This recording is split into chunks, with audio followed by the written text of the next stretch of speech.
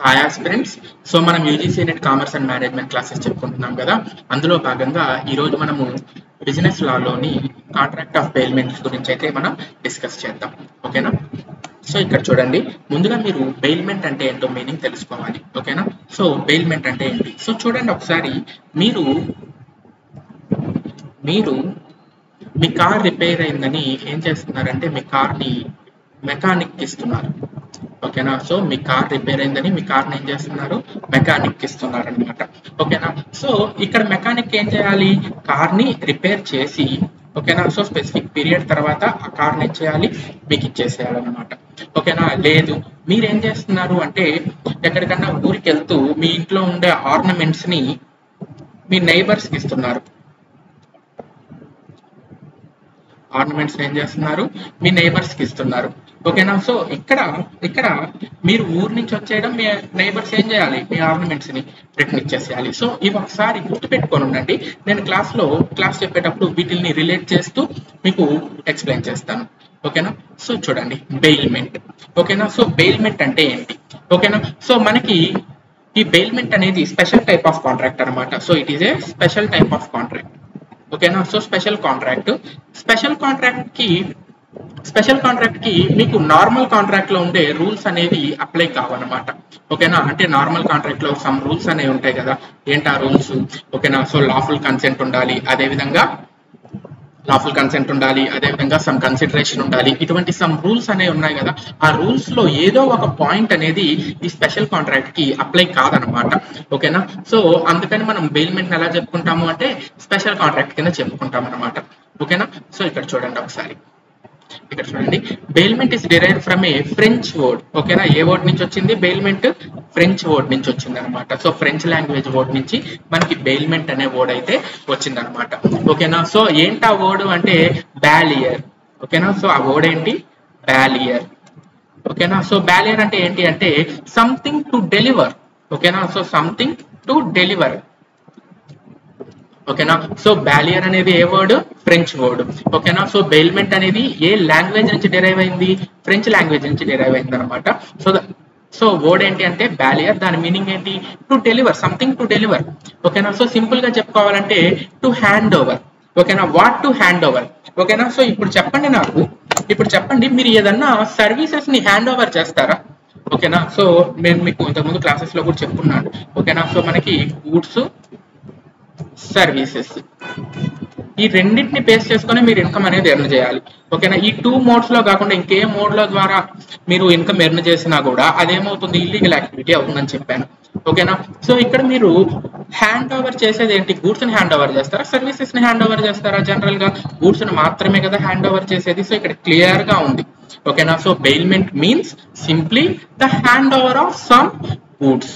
ఓకేనా? గూడ్స్ ని hand over చేయడం. ఓకేనా? సో అంటే ఈ బెయిల్మెంట్ అనేది కేవలం గూడ్స్ కి మాత్రమే అప్లికబుల్ అవుతుంది, సర్వీసెస్ కి అప్లై కాదన్నమాట. ఓకేనా? సో ఇక్కడ ఎవరైతే గూడ్స్ ని ఇస్తున్నారో వాళ్ళని మనం ఏమంటామంటే బెయిలార్ అంటాం. ఎవరైతే గూడ్స్ తీసుకుంటున్నారో వాళ్ళని ఏమంటాము?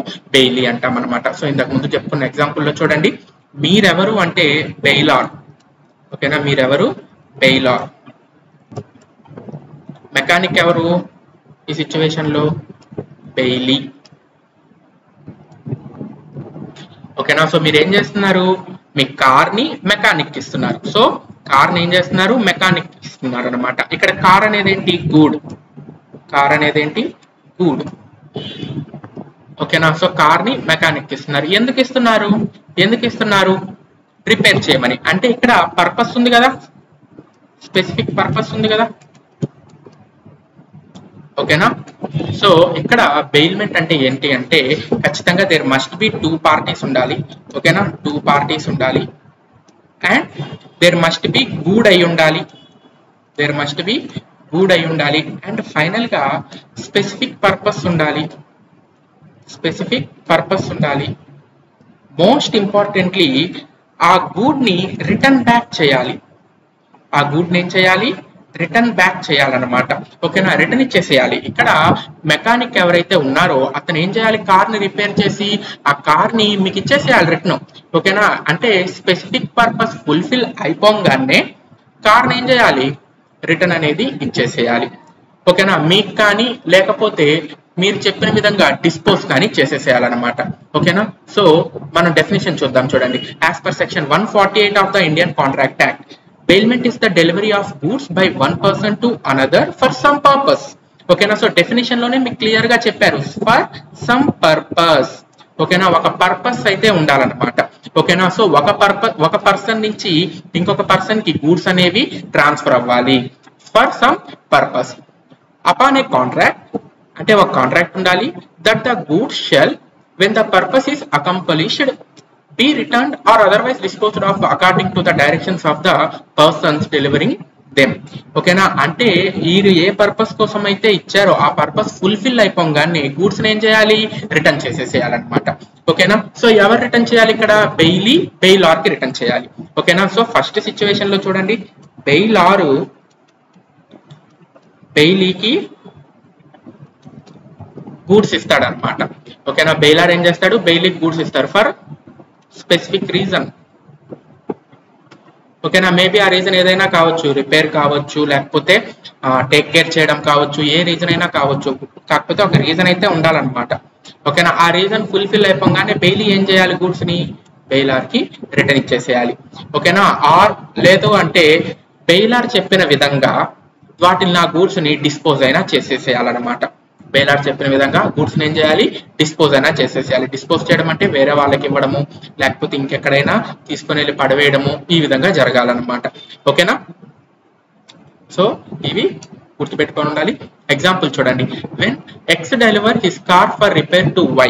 ఎక్స్ ఏం చేస్తున్నాడమ్మా ఇక్కడ, ఎక్స్ ఏం చేస్తున్నాడు, వై కి కార్ ఇస్తున్నాడు. ఓకేనా, ఎందుకోసం ఇస్తున్నాడు, పర్పస్ ఏంటి, రిపేర్ చేయించడం కోసం. పర్పస్ ఏంటి, రిపేర్ చేయించడం కోసం. సో 2 పార్టీస్ ఉన్నారు, పర్పస్ ఉంది. ఓకేనా, సో రిపేర్ అయిపోయిన తర్వాత కార్ వై ఉంచేసుకుంటాడా, కాదు కదా, ఎక్స్ కి ఇచ్చేస్తాడు కదా. సో ఈ కేసులో బెయిలార్ ఎవరవుతారు, ఈ కేసులో బెయిలార్ ఎవరవుతారు, ఎక్స్ అవుతాడు. బెయిలీ ఎవరవుతారు, వై అవుతారు. బెయిలీ ఎవరవుతారు, వై అవుతారు. నెక్స్ట్ ఎగ్జాంపుల్ చూడండి, X delivers a piece of cloth to Y, a tailor to be stitched into a suit. ఓకేనా, సో చూడండి ఇక్కడ ఎక్స్ ఏం చేస్తున్నాడంటే వైకి క్లాత్ ట్రాన్స్ఫర్ చేస్తున్నాడు, క్లాత్ ట్రాన్స్ఫర్ చేస్తున్నాడు. వై ఏం చేస్తున్నాడు, ఆ క్లాత్ ని స్టిచ్ చేసి, వై ఏం చేస్తున్నాడు, క్లాత్ ని స్టిచ్ చేసి ఎక్స్ కి ఇచ్చేస్తున్నాడు. సో ఇది కూడా కాంట్రాక్ట్ ఆఫ్ బెయిల్మెంటే. ఓకేనా, ఇక్కడ మీరు గుర్తుపెట్టుకోవాల్సింది ఏంటి, ఇక్కడ మీరు గుర్తుపెట్టుకోవాల్సింది ఏంటంటే గూడ్స్ అనేవి, ఓకేనా, అంటే ప్రిన్సిపల్ ఎసెన్షియల్ అలాగే ఉంచి గూడ్స్ అనేవి కొంచెం ఆల్టర్ అవ్వచ్చు అనమాట. ఓకేనా, on the directions of bailor goods అనేవి ఆల్టర్ అవ్వచ్చు. ఓకేనా, ఫర్ ఎగ్జాంపుల్ చూడండి, ఎక్స్ క్లాత్ ఇచ్చాడు. ఓకేనా, ఎక్స్ క్లాత్ ఇచ్చి షర్ట్ కుట్టమన్నాడు. వై ఏం చేశాడంటే ఆ క్లాత్ తో సూట్ కుట్టాడు అనుకోండి. ఓకేనా, అది బెయిల్మెంట్ కిందకు వస్తుందా, ఆబ్వియస్ గా ఎక్స్ వైకి క్లాత్ ఇవ్వడం అనేది బెయిల్మెంట్ కిందకు వస్తుంది. ఓకేనా, సో వై షర్ట్ కుట్టకుండా సూట్ కుట్టాడు అనుకోండి. ఓకేనా, అదేమవుతుంది అంటే on the occasion of X voidable అవుతుంది అనమాట. ఓకేనా, ఎందుకు ఇక్కడ అగ్రీవ్డ్ పార్టీ ఎవరు, ఎక్స్ కదా. ఓకేనా, సో ఈ టూ సిచ్యువేషన్స్ లో మీకు క్లియర్ అయ్యింది అనుకుంటాను బెయిల్మెంట్ అనేది. ఓకేనా, ఎవరైతే గూడ్స్ ని ఇస్తూ ఉన్నారో వాళ్ళని ఏమవుతారు అంటే బెయిలార్ అవుతారు, ఎవరైతే గూడ్స్ ని రిసీవ్ చేసుకుంటున్నారో వాళ్ళు ఏమవుతారు, బెయిలీ అవుతారు అనమాట. ఓకేనా, నెక్స్ట్ చూడండి ఎసెన్షియల్స్. ఓకేనా, సో ఎసెన్షియల్స్ చూడండి, there must be a contract. ఓకేనా, so there must be a contract between bailor and bailee. So bailor కి బెయిలీకి మధ్యలో ఖచ్చితంగా ఒక కాంట్రాక్ట్ అనేది ఉండాలి. ఓకేనా, సో ఆ కాంట్రాక్ట్ ఉన్నప్పుడు మాత్రమే బెయిల్మెంట్ అనేది క్రియేట్ అవుతుంది. And no consideration is necessary. So there is no need for consideration. ఓకేనా, సో కన్సిడరేషన్ ఉండాల్సిన అవసరం లేదన్నమాట. ఓకేనా, కన్సిడరేషన్ ఉండొచ్చు, కన్సిడరేషన్ ఉండకపోవచ్చు. ఈ పాయింట్ గుర్తుపెట్టుకోండి, నెక్స్ట్ కూడా మనకు వస్తుంది. ఓకేనా, నెక్స్ట్ సో ఫస్ట్ పాయింట్ ఏంటి, there must be a contract between the bailor and bailee and there is no need for consideration. ఓకేనా, సో అంటే కన్సిడరేషన్ లేకపోయినా కూడా ఏమవుతుంది, the bailment is valid. Consideration లేకపోయినా కూడా బెయిల్మెంట్ అనేది వ్యాలిడ్ అవుతుంది అనమాట. నెక్స్ట్ చూడండి, డెలివరీ ఆఫ్ గూడ్స్. ఓకేనా, గూడ్స్ అనేవి ఖచ్చితంగా ఏమవ్వాలి, డెలివర్ అవ్వాలన్నమాట. But the actual ownership is held with the bailor. ఓకేనా, సో బెయిల్మెంట్ లో గూడ్స్ అనేవి డెలివర్ అవుతాయి, కానీ ఓనర్షిప్ అనేది బెయిలార్ దగ్గరే ఉంటుంది. మరి బెయిలీకి ఏమొస్తుంది, జస్ట్ పొజిషన్ మాత్రమే వస్తుంది. ఓకేనా. సో బెయిలీకి ఏమొస్తుంది, పొజిషన్ వస్తుంది. ఓనర్ ఎవరు, బెయిలారే అనమాట. సో మీ కార్ ని రిపేర్ కి మెకానిక్ ఇచ్చారు, మీరు అలా కార్ ని ఇచ్చినంత మాత్రాన మెకానిక్ ఓనర్ అయిపోతాడా, కాదు కదా. And there must be a difference between possession and custody. Possession and custody ఈ రెండింటికి డిఫరెన్స్ తెలుసుకొని ఉండాలి మీరు. సో పొసెషన్ అంటే ఏంటి, పొసెషన్ అంటే ఏంటి, గూడ్స్ ని యూజ్ చేసుకోవచ్చు. కస్టడీ అంటే ఏంటి, గూడ్స్ ని టేక్ కేర్ చేయడం మాత్రమే. ఓకేనా. So when you use the goods it is a possession. ఓకేనా. In bailment the possession is only transferred. ఓకేనా. కస్టడీ ఉంటే అది పొసెషన్, అది బెయిల్మెంట్ కాదు. ఓకేనా. ఫర్ ఎగ్జాంపుల్ చూడండి, మీరు మీ గోల్డ్ ని బ్యాంక్ లాకర్ లో పెట్టారనుకోండి, మీరు మీ గోల్డ్ ని బ్యాంక్ లాకర్ లో పెట్టారనుకోండి, అదేమవుతుంది, కస్టడీ అవుతుంది. సో కస్టడీ ఉన్నంతే అక్కడ బెయిల్మెంట్ లేదని అర్థం. ఓకేనా. అలా కాకుండా మీరు మీ గోల్డ్ ని మీ పక్కింటి వాళ్ళకో ఎదురింటి వాళ్ళకో ఇచ్చారనుకోండి, వాళ్ళు ఆ గోల్డ్ ని కానీ యూజ్ చేసుకున్నారనుకోండి, అదేమవుతుంది, పొసెషన్ అవుతుంది అనమాట. ఓకేనా. సో మీరు మీ కార్ ని మెకానిక్ ఇస్తే కస్టడీకి ఇచ్చినట్ట, పొజిషన్ కి ఇచ్చినట్ట. సో మెకానిక్ ఇస్తున్నారు అంటే మెకానిక్ ట్రయల్స్ వేస్తాడు కదా. ఓకేనా. And mechanic May do some altars. ఓకేనా. సో ఇక్కడ మీరు గూడ్స్ కి ఖచ్చితంగా ఏమి ఇవ్వాలి, పొసెషన్ అనేది ఇవ్వాలన్నమాట. గూడ్స్ కి ఏమి ఇవ్వాలి, పొసెషన్ అనేది ఇవ్వాలి. ఓకేనా. కస్టడీ అనేది ఇవ్వకూడదు. ఓకేనా. సో బెయిల్మెంట్ లో పొసెషన్ ఉండాలి కానీ కస్టడీ ఉండకూడదు. ఓకేనా. And bailment is only for movable goods only. So ఇంతకు ముందే చెప్పుకున్నాను, మూవబుల్ గూడ్స్ కి మాత్రమే మనము బెయిల్మెంట్ అనేది ఇస్తాము. ఇమ్మూవబుల్ గూడ్స్ కి మనం బెయిల్మెంట్ ఇవ్వము. ఎందుకో చూడండి, ఇమ్మూవబుల్ గూడ్స్ కి మనము మూవ్ చేయలేం కదా, ఒక పర్సన్ నుంచి ఇంకొక పర్సన్ కి ట్రాన్స్ఫర్ చేయలేం కదా. ఓకేనా. మీ ల్యాండ్ ఉంది, మీ ల్యాండ్ ఒక పర్సన్ నుంచి ఇంకొక పర్సన్ కి ట్రాన్స్ఫర్ చేయగలమా, యాక్చువల్ గా చేయొచ్చు. ఎప్పుడు, when sale is happen. So when sale is happen the ownership is only transfer, not possession. So sale గాని ఉందనుకోండి, ఓనర్షిప్ ట్రాన్స్ఫర్ అవుతుంది, పొసెషన్ కాదు కదా ట్రాన్స్ఫర్ అయ్యేది. మనకి బెయిల్మెంట్ ఉండాలంటే ఏముండాలి, పొసెషన్ ట్రాన్స్ఫర్ అవ్వాలి, ఓనర్షిప్ కాదు ట్రాన్స్ఫర్ అవ్వాల్సింది. ఓకేనా. సో ఇక్కడ మీరు సేల్ చేశారనుకోండి, సెల్లర్ బయ్యర్ రిలేషన్షిప్ వచ్చేస్తుంది, బెయిలార్ బెయిలీ రిలేషన్షిప్ అనేది మీకు ఇక్కడ ఉండదన్నమాట. ఓకేనా. అండ్ ఇక్కడ డెలివరీ అనేది మనకి యాక్చువల్ గా చెప్పుకోవాలంటే 2 టైప్స్ అనమాట. ఏవేంటది, actual delivery and constructive delivery. Actual delivery, constructive delivery. ఓకేనా. యాక్చువల్ డెలివరీ అంటే ఏంటి, మీరు మీ చేతులతో మీ ఐటమ్స్ ని బెయిలీకి ఇవ్వడం అనమాట. ఓకేనా. సో మీ కార్ ని మీరే తీసుకొని వెళ్ళి మెకానిక్ షెడ్ లో పడేసి వచ్చారనుకోండి, అది యాక్చువల్ డెలివరీ. అలా కాకుండా మీ కార్ కీస్ మెకానిక్ ఇచ్చి, ఓకేనా, అప్పుడు ఆ కార్ ని తెచ్చుకోమన్నారు అనుకోండి, అది కన్స్ట్రక్టివ్ డెలివరీ అవుతుంది అనమాట. సో కన్స్ట్రక్టివ్ డెలివరీలో ఏం జరుగుతుంది, మీరు ఓన్ గా అసెట్ ని అయితే ట్రాన్స్ఫర్ చేయరు. ఓకేనా. సో అసెట్ కి రిలేటెడ్ గా ఉండే ఐటమ్ ని తీసుకొని వచ్చి దాని ద్వారా మీరు ఏం చేస్తారు, ట్రాన్స్ఫర్ అనేది ఇస్తారనమాట. ఫర్ ఎగ్జాంపుల్, కార్ కి డైరెక్ట్ కార్ ట్రాన్స్ఫర్ చేయకుండా కార్ కి మెకానిక్ షాప్ అతనికి ఇవ్వడం అనమాట. ఓకేనా. నెక్స్ట్ చూడండి, and there must be some purpose. ఓకేనా. సో బెయిల్మెంట్ లో ఖచ్చితంగా ఏముండాలి, పర్పస్ అనేది ఉండాలన్నమాట. బెయిల్మెంట్ లో ఏముండాలి, ఖచ్చితంగా పర్పస్ అనేది ఉండాలి. సార్ ఆ పర్పస్ ఏమై ఉండాలి, ఖచ్చితంగా లాఫుల్ పర్పస్ అయి ఉండాలి, ఖచ్చితంగా లాఫుల్ పర్పస్ అయి ఉండాలి. ఓకేనా. సార్ అదేంటి సార్, నార్మల్ కాంట్రాక్ట్స్ లో ఉంటే ఏదైనా ఒక పాయింట్ ఉండకపోయినా అది స్పెషల్ కాంట్రాక్ట్ కిందకి వస్తుంది అన్నారు కదా సార్. నిజమే, అది స్పెషల్ కాంట్రాక్ట్ కిందకి వస్తుంది. బట్ అలాగని చెప్పి ఇల్లీగల్ పర్పస్ కోసం మనం బెయిల్మెంట్ ఇవ్వకూడదు కదా, అది అగైనెస్ట్ ద కాన్స్టిట్యూషన్ కదా. సో అందుకని చెప్పి పర్పస్ అనేది legal purpose or lawful purpose ఉండాలన్నమాట. ఓకేనా. And next possession. ఓకేనా. సో పొసెషన్ అంటే ఏంటి, గూడ్స్ అనేది ట్రాన్స్ఫర్ అవ్వడం అనమాట. So there must be goods transfer from whom to who, from bailor to bailee. So bailor నుంచి బెయిలీకి గూడ్స్ అనేవి ట్రాన్స్ఫర్ అవ్వాలి. And the change of position does not lead to change of ownership. ఓకేనా. So ఇక్కడ position change అవుతుంది అంటే ownership change అవుతుంది అని అనుకోకూడదు. ఒకవేళ ఓనర్షిప్ చేంజ్ అవుతుంది అంటే అది బెయిల్మెంట్ కాదు అనే అర్థం. ఓకేనా. సో బెయిలార్ అనే అతను ఓనర్ గానే ఉండాలి. ఓకేనా. అంటే ఇక్కడ ఓనర్షిప్ ఎవరి దగ్గర ఉండాలి, ownership are held with bailor only. ఓకేనా. బెయిలార్ దగ్గర మాత్రమే ఓనర్షిప్ ఉండాలి, బెయిలీకి ఎట్టి పరిస్థితుల్లో ఓనర్షిప్ అనేది ట్రాన్స్ఫర్ అవ్వకూడదు. ఓకేనా. అదే విధంగా గూడ్స్ కస్టడీ ట్రాన్స్ఫర్ అయ్యి పొజిషన్ ట్రాన్స్ఫర్ అవ్వకపోయినా, గూడ్స్ కి సంబంధించి కస్టడీ ట్రాన్స్ఫర్ అయ్యి పొజిషన్ ట్రాన్స్ఫర్ అవ్వకపోయినా అది బెయిల్మెంట్ కిందకైతే రాదనమాట. ఓకేనా. నెక్స్ట్ చూడండి, Bailey is obligated to return the goods physically to the bailor. So after accomplishing the specific purpose, ఖచ్చితంగా బెయిలీ ఏం చేయాలి, బెయిలార్ కి గూడ్స్ అనేవి return ఇచ్చేసేయాలన్నమాట. The goods should be returned in the same form as given or may be altered as per the bailor direction.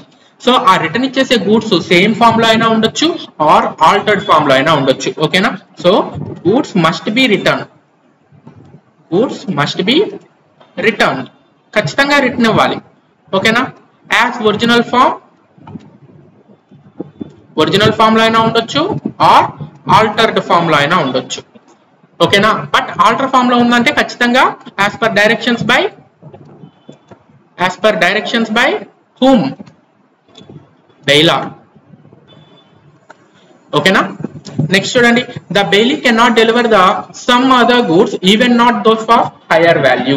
So ఇక్కడ bailee other goods ని transfer చేయడానికి అయితే వీల్లేదన్నమాట. So ఏ గూడ్స్ అయితే బెయిలార్ దగ్గర నుంచి రిసీవ్ చేసుకున్నాడో ఆ గూడ్స్ ని మాత్రమే రిటర్న్ చేయాలి. అంతేగాని ఎక్కువ వాల్యూ ఉండే గూడ్స్ కానీ, చీపర్ గూడ్స్ కానీ, సుపీరియర్ గూడ్స్ కానీ ఆర్ ఈక్వల్ గా ఉండే గూడ్స్ కానీ ట్రాన్స్ఫర్ చేయకూడదు. ఓకేనా. సో మీరు బ్యాంక్ లో మనీ డిపాజిట్ చేస్తున్నారనుకోండి, బ్యాంక్ లో మనీ డిపాజిట్ చేయడం అనేది బెయిల్మెంట్ కిందకి రాదు. ఎందుకు, బ్యాంక్ లో మీరు మనీ డిపాజిట్ చేస్తున్నారనుకోండి, అదేమవుతుంది, సో మీరు బ్యాంక్ లో మనీ డిపాజిట్ చేస్తే అదేమవుతుందంటే జస్ట్ కస్టడీ అవుతుంది. ఓకేనా. And good as per goods definition ప్రకారము కరెన్సీ నోట్స్ అనేవి గూడ్స్ కిందకి రావు. Currency notes are not considered as goods.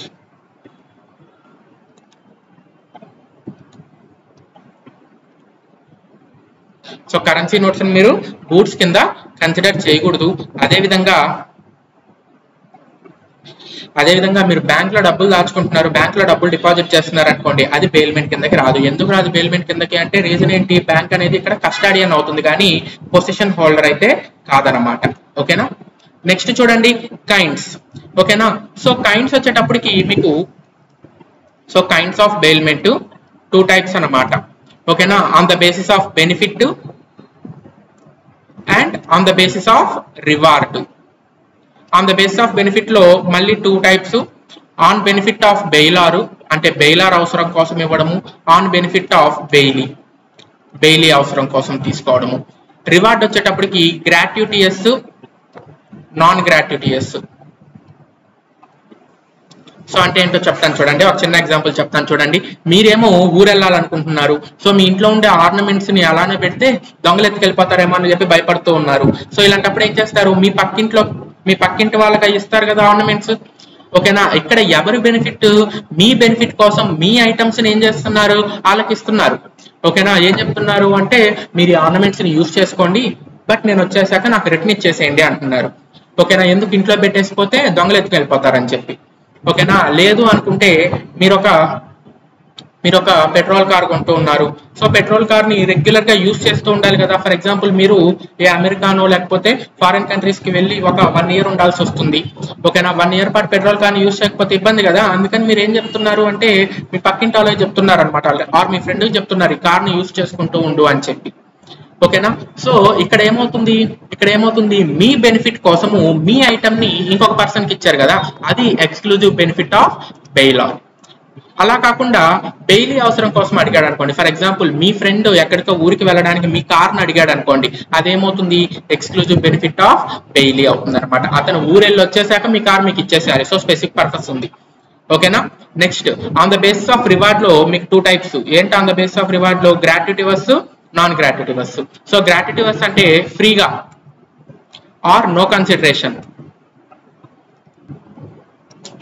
ఓకేనా. నాన్ గ్రాట్యుటివస్ అంటే there is a consideration.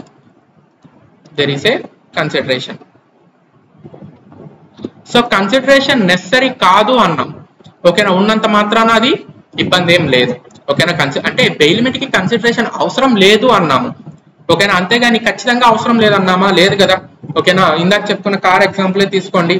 ఓకేనా. మీ ఫ్రెండ్ మిమ్మల్ని కార్ అడిగాడు, మీరు కార్ ఇచ్చారు. ఓకేనా. కార్ ఇచ్చినందుకు అతను మీకు రెంట్ ఇస్తాను, కార్కి హైర్ ఇస్తాను అన్నాడు.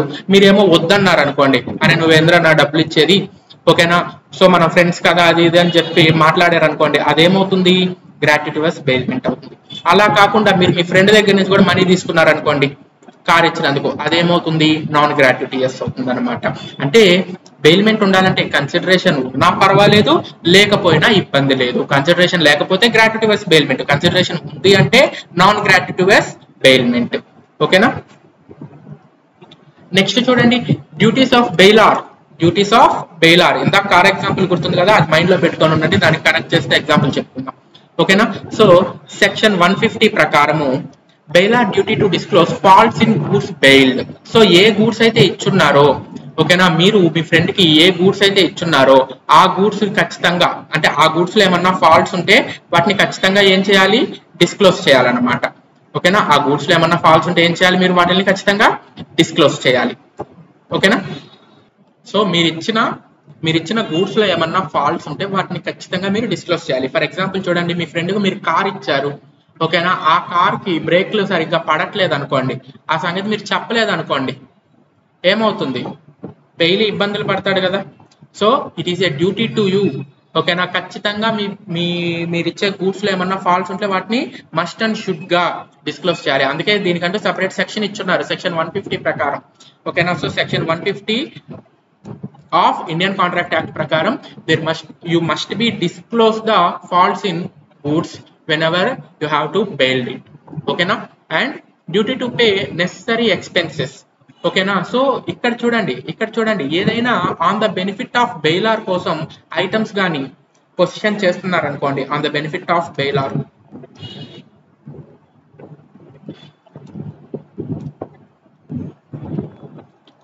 అంటే మీ అవసరం కోసము మీ దగ్గర ఉండే గూడ్స్ ని మీ పక్కింట్లో ఇస్తున్నారు అనుకోండి. ఓకేనా. ఆ గూడ్స్ కి అవసరమయ్యే నెసరీ ఎక్స్పెన్సెస్ ని మీరు పే చేయాలన్నమాట. ఫర్ ఎగ్జాంపుల్ చూడండి, మీ పెట్ ఉంది. ఓకేనా. సో మీ పెట్, మీరు ఊరికి వెళ్తూ ఉన్నారు సరికి మీ పెట్ ని మీరు మీ పక్కింట్లో ఇచ్చారనుకోండి. ఇక్కడ యాక్చువల్ గా పెట్ కి బెయిల్మెంట్ అనేది అప్లై కాదు, ఎందుకంటే అది లివింగ్ బీయింగ్ కాబట్టి. బట్ ఎగ్జాంపుల్ చెప్తున్నాను చూడండి, ట్రై టు అండర్స్టాండ్. సో మీరు మీ పెట్ ని మీ పక్కింట్లో ఇచ్చారనుకోండి. సో మీరు ఏం చేయాలి అంటే మీ పెట్ కి అయ్యే బేసిక్ ఎక్స్పెన్సెస్ అన్ని కూడా మీరే పే చేయాలన్నమాట. ఎందుకు, ఇది మీ బెనిఫిట్ కోసం కదా, మీ బెనిఫిట్ కోసం కదా ఇది చేస్తున్నారు, ఈ బెయిల్మెంట్ చేస్తున్నారు. ఓకేనా. అందుకని సెక్షన్ 158 ఏం చెప్తుంది అంటే, సో ఏ గూడ్స్ అయితే మీరు బెయిల్ చేస్తూ ఉన్నారో, ఓకేనా, దానికి అయ్యే బేసిక్ నెసరీ ఎక్స్పెన్సెస్ ని మీరే భరించాలన్నమాట. ఇక్కడ మీరు ఎవరు, బెయిలార్. ఓకేనా. Next, duty to indemnify the bailee for premature termination. So ఇక్కడ చూడండి, ఏదైనా అంటే ప్రీమెచ్యూర్ టెర్మినేషన్ ద్వారా ఏదైనా లాసెస్ వస్తూ ఉంటే, ఓకేనా, ఆ లాసెస్ నుంచి బెయిలీని మీరు ప్రొటెక్ట్ చేయాలన్నమాట, ఇండెమ్నిఫై చేయాలన్నమాట. ఫర్ ఎగ్జాంపుల్ చూడండి, మీరేమో మీ కార్ ని మీ ఫ్రెండ్ కి ఇచ్చారు. ఓకేనా. ఇస్తూ ఏం చెప్పారంటే 6 months తర్వాత నేను నీ దగ్గర నుంచి రిటర్న్ బ్యాక్ తీసుకుంటాను అని చెప్పారు. ఓకేనా. కార్ ని ఫ్రెండ్ కి ఇచ్చారు, 6 months తర్వాత రిటర్న్ బ్యాక్ తీసుకుంటారు అని చెప్పారు. ఓకేనా. సో మీరేంటంటే ఆన్ 5th month వచ్చేసారనమాట. సో 5th month వచ్చేసారు. ఈ టైంలో మీ ఫ్రెండ్ ఎక్కడ ఉన్నాడంటే అదర్ స్టేట్ లో ఉన్నాడు.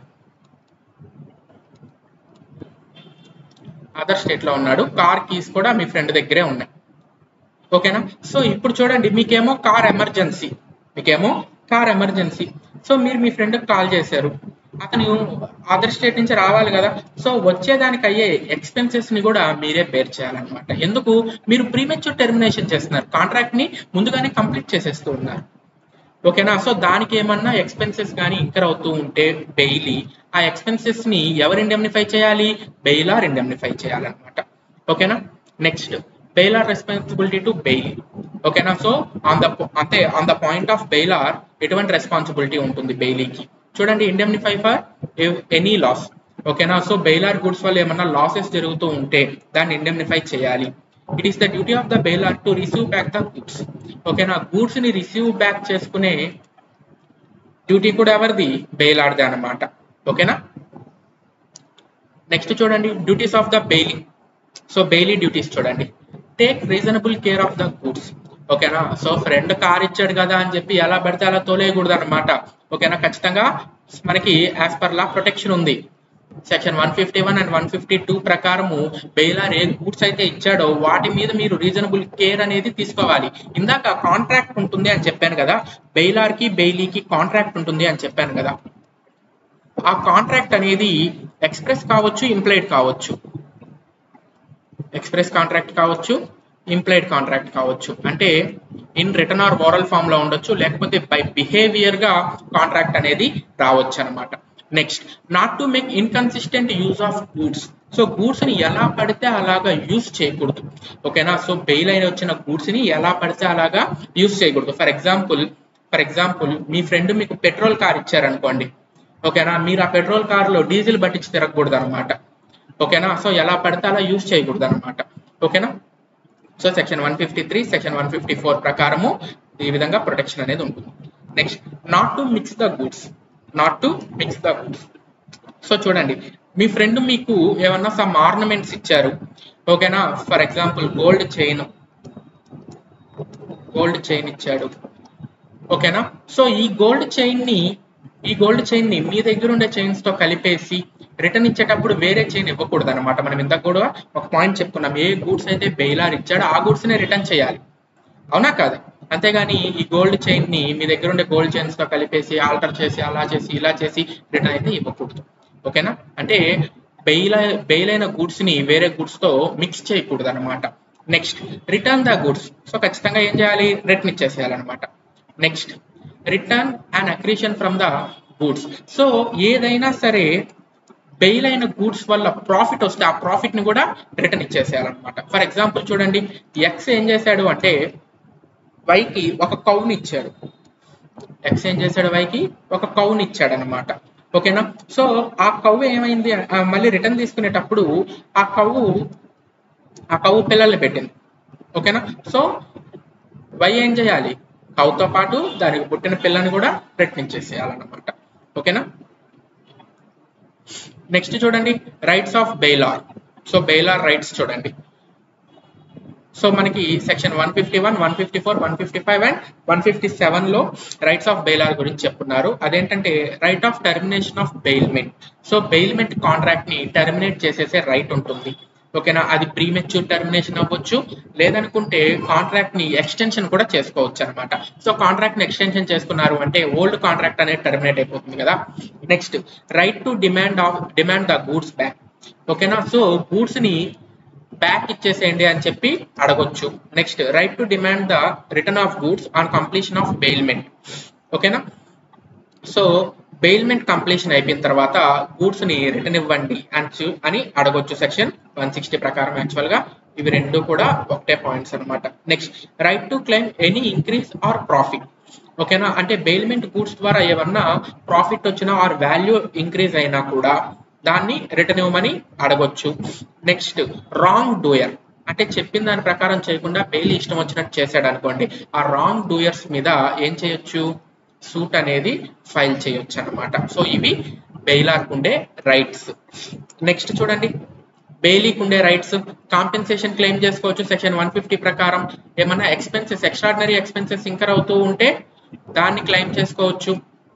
నెక్స్ట్, ఏమన్నా గ్రాట్యుటోరియస్ బెయిల్మెంట్ ద్వారా ఓకేనా, సో ఏమన్నా లాసెస్ కానీ ఇంకర్ అవుతూ ఉంటే దాన్ని ఇండెమ్నిఫైడ్ హోల్డర్ గా ఉండొచ్చు.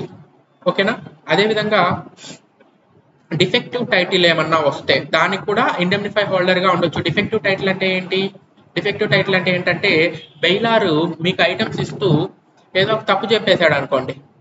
ఓకేనా, ఫర్ ఎగ్జాంపుల్ పెట్రోల్ కార్ ఇస్తూ డీజిల్ కార్ అని చెప్పాడు. ఓకేనా, మీరు ఏం చేశారు, డీజిల్ కార్ అనుకొని డీజిల్ పట్టించేశారు. యాక్చువల్ గా అది పెట్రోల్ కారు, బట్ బెయిలార్ ఏం చెప్పాడంటే ఇది డీజిల్ కార్ అని చెప్పారు. మీరు ఏం చేశారు, కార్ కి డీజిల్ ని ఫుల్ గా పట్టించేశారు. ఓకేనా, ఇక్కడ ఏమవుతుంది, డిఫెక్టివ్ టైటిల్ వచ్చింది కదా, సో దానికి ఇండెమ్నిఫికేషన్ మీరు అడగొచ్చు అనమాట. నెక్స్ట్, జాయింట్ బెయిలార్స్ ఎవరైతే ఉన్నారో ఓకేనా, వాళ్ళలో ఎవరికైనా మీరు గూడ్స్ అయితే రిటర్న్ చేయొచ్చు అనమాట. Next, so bailor in good faith. ఓకేనా, so bailor in good faith అంటే ఎవరైతే మీకు గూడ్స్ ఇచ్చుంటారో వాళ్ళు అనమాట. So bailor in good faith మీరు గూడ్స్ ని రిటర్న్ చేసే అవకాశం ఉంటుంది. ఓకేనా, so right to apply to court to decide the title of goods or interplead. ఓకేనా, సో ఏమైనా ఈ మిస్రిప్రజెంటేషన్స్ ఏమన్నా జరిగితే గూడ్స్ కి సంబంధించి కోర్టుకి అప్లై చేసుకునే రైట్ అనేది ఉంటుంది. ఓకేనా, next, right to claim damages. ఓకేనా, సో బెయిలారు గూడ్స్ ని తీసుకోవడం రిఫ్యూజ్ చేస్తే ఎక్స్ట్రా డేస్ ఉంచుకున్నందుకు బెయిలార్ దగ్గర నుంచి మీరు డ్యామేజెస్ ని క్లెయిమ్ చేసుకోవచ్చు. Right of lien for payment of services. ఓకేనా. In case of non gratuitous goods లో బెయిలీ ఏమన్నా కన్సిడరేషన్ ఇవ్వకపోతే గూడ్స్ లీన్ చేయొచ్చు అనమాట. ఫర్ ఎగ్జాంపుల్ చూడండి, ఎక్స్ క్లాత్ ని వైకి ఇచ్చాడు షర్ట్ స్టిచ్ చేయమని. వై ఏం చేశాడు, షర్ట్ స్టిచ్ చేశాడు, కానీ ఎక్స్ డబ్బులు ఇవ్వలేదు. అప్పుడు ఆ షర్ట్ ని వై ఏం చేయొచ్చు, లీన్ చేయొచ్చు అనమాట.